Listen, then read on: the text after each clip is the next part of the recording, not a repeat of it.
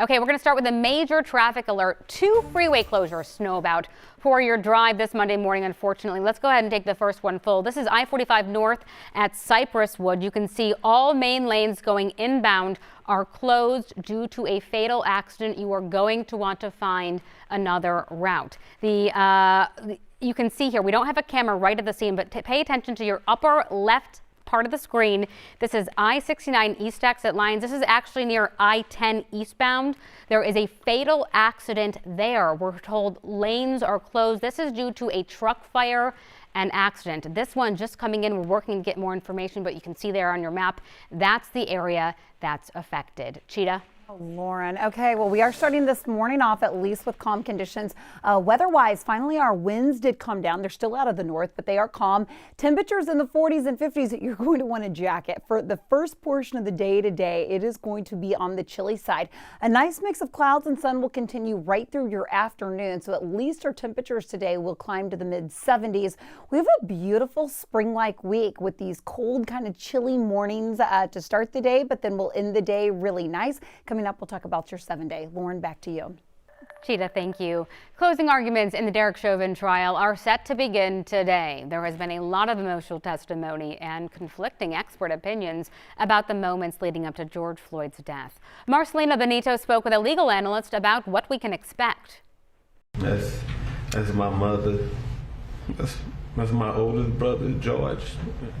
I miss both of them. After 3 weeks of emotional testimony from 45 witnesses and multiple hard-to-watch videos of George Floyd's final moments, former officer Derek Chauvin's fate will be in the hands of the jury. I want you all to pray for us. The Floyd family spent the weekend in Houston before flying back to Minneapolis for what's expected to be a high-stakes week. Floyd's family bracing for a verdict within days. To everybody else, this is a case and this is a cause.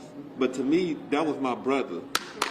That was somebody who I loved. The stage is set for closing argument. KHOU legal analyst Carmen Rowe says expect the video of Floyd's death to be front and center again as prosecutors sum up their case. It's the strongest evidence that the state has. It's compelling. It's hard to get around. It's 9 minutes and 29 seconds. Rowe says the defense has a lot more work to do. The defense, by contrast, they had a great opening. They promised a lot.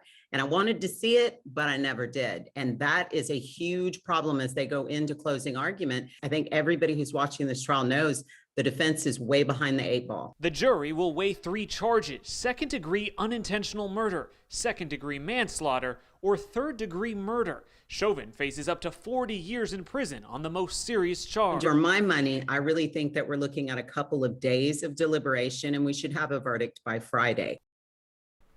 There are plenty of ways you can watch those closing arguments. We are streaming the trial on KHOU.com, our mobile app, Roku, and also Fire TV.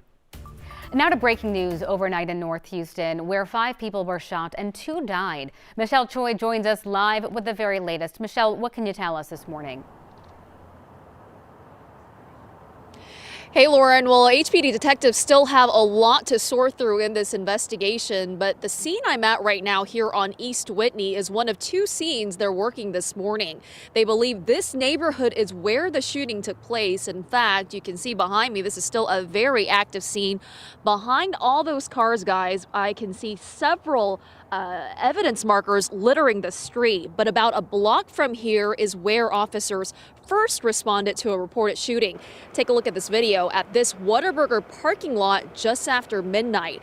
Here, police found a man and woman shot. The two told officers several more people were shot down the street on East Whitney.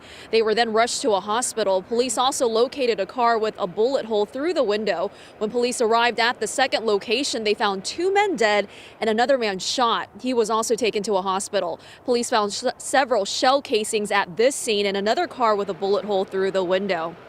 Now back out here alive, guys, this morning, we don't know how those 3 victims are doing. Right now, investigators are trying to figure out what caused this shooting. They tell us they are looking for surveillance and talking to witnesses. Lauren? Michelle, thank you so much. We're going to check back in with you in just a little while for an update. Breaking overnight, NASA is set to make space history by flying the helicopter Ingenuity on Mars. It is set to take flight at 5:15, so just a few minutes away. This is another attempt to fly the helicopter on Mars. Ingenuity did have a glitch last weekend, and that postponed the flight. If all goes as planned today, NASA says this will be the first powered flight in the atmosphere of Mars.